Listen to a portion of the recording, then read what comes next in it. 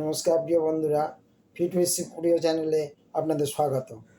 এখন আমি আজকে আপনাদের হাই ব্লাড প্রেশার সম্বন্ধে কিছু ঘরোয়া টিপস দিতে চাই, যেগুলো ফলো করলে আপনারা এতটাই উপকৃত হবেন যে আপনারা ভাবতে পারবেন না যে এর আগে এইভাবে কোনো ঘরোয়া টিপসের মাধ্যমে হাই ব্লাড প্রেশার থেকে সম্পূর্ণভাবে নিরাময় সম্ভব।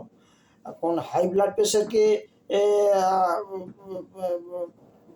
সাইলেন্ট কিলার বলা হয়। হাই ব্লাড প্রেশারকে সাইলেন্ট কিলার বলা হয় কারণ যেটা ডাইরেক্ট ওয়েতে হিউম্যান বডিতে ক্ষতি না করলেও ইনডাইরেক্ট ওয়েতে বিভিন্নভাবে মানুষের শরীরে বিভিন্ন অর্গানকে এটা ক্ষতিগ্রস্ত করে তোলে।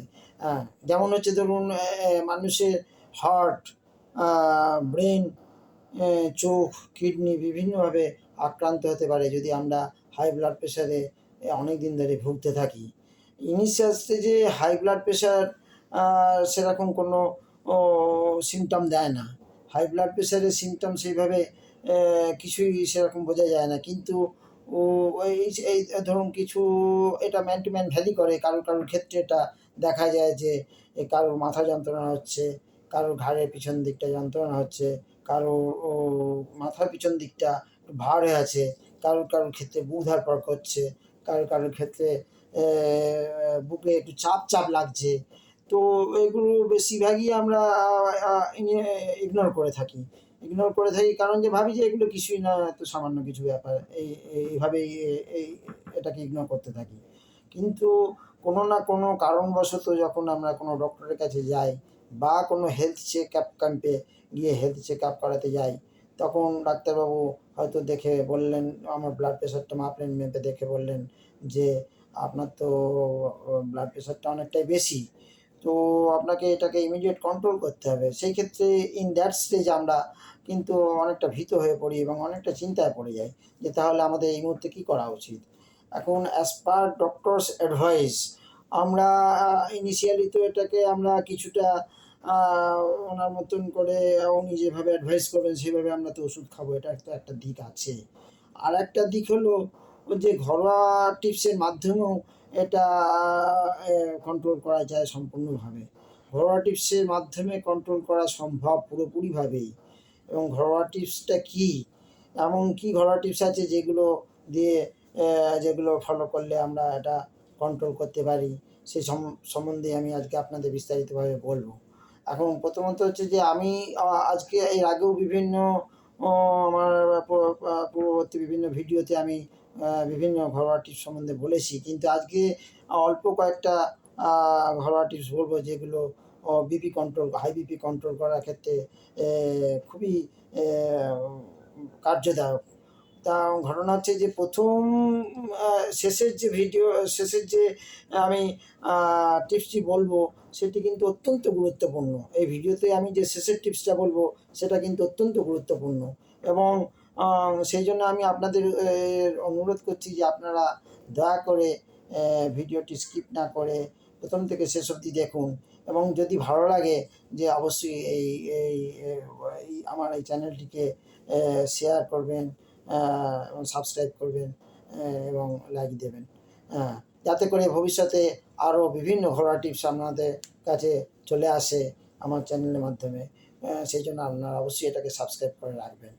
এখন মূল সমস্যা কি, এখন ঘটনা হচ্ছে যেটা যে আমরা হাই ব্লাড প্রেশারটাকে কী করে কন্ট্রোল করবো, এটা হচ্ছে আমাদের আজকের টপিক। তো হাই ব্লাড প্রেশারকে ঘরোয়া টিপসের মাধ্যমে আমরা কীভাবে কন্ট্রোল করব। ঘরোয়া টিপসের মাধ্যমে কন্ট্রোল করা বলতে ধরুন যেটা আমি প্রথমেই বলবো যে আপনারা যখন ঘুম থেকে উঠবেন, ঘুম থেকে ওঠার পরে প্রথমে আপনি চেষ্টা করবেন যতটা ভোরে উঠতে পারেন ভালো, ততটাই ভালো। উঠে আপনি চেষ্টা করবেন কিছুটা মেডিটেশন বা কিছুটা ধ্যান বা প্রাণায়াম কিছুটা করার। আর প্রাণায়াম বা মেডিটেশনের মাধ্যমে বহুত রোগ আপনার দূরে রাখা যায়। মেডিটেশন বা প্রাণায়ামটা স্পেশালি প্রাণায়ামটা এমন একটা ব্রিদিং এক্সারসাইজ যেটা বহু রোগকে আপনার কাছে ঘেঁষতে দেয় না, বহু রোগ আপনার কাছ থেকে দূরে চলে যায়। তো সুতরাং আপনারা সকালবেলা ঘুম থেকে উঠে চেষ্টা করবেন কিছুটাও যদি সময় দিতে পারেন মেডিটেশন বা প্রাণায়াম করার, আর তাহলে এটা আপনারা অনেকটাই উপকৃত হবেন। এই ব্যাপারে আমি আরও কিছু ভিডিও নিয়ে আসবো পরবর্তীকালে, যেটা থেকে আপনারা বিস্তারিতভাবে জানতে পারবেন যে কীভাবে মেডিটেশন করলে বা কীভাবে প্রাণায়াম করলে আপনারা কতটা উপকৃত হবেন। আমি পরবর্তী আমার ভিডিওগুলোতে এসব ব্যাপারে আলোচনা করব। এখন এটা তো গেল ১ নম্বর পয়েন্ট। দ্বিতীয় পয়েন্ট হচ্ছে যে আপনাকে যেটা করতে হবে সেটা আপনারা খালি পেটে একটু ওই ২ চামচ মতন পেঁয়াজের রস আর ১ চামচ খাঁটি মধু, এই দুটো মিক্সড করে সকালবেলা খালি পেটে খান। কিছুদিন নিয়মিত খেয়ে যান। আপনারা হাই প্রেশারটাকে কন্ট্রোলে রাখতে পুরোপুরিভাবেই সক্ষম হবেন যদি এটা করতে পারেন। এটাকে আপনারা বেশ কিছুদিন করে দেখুন। আমার দৃঢ় বিশ্বাস যে আপনারা এই হাই প্রেশার কন্ট্রোলের ক্ষেত্রে এটা আপনার পক্ষে এটা একটা বিশেষ উপযোগী হবে।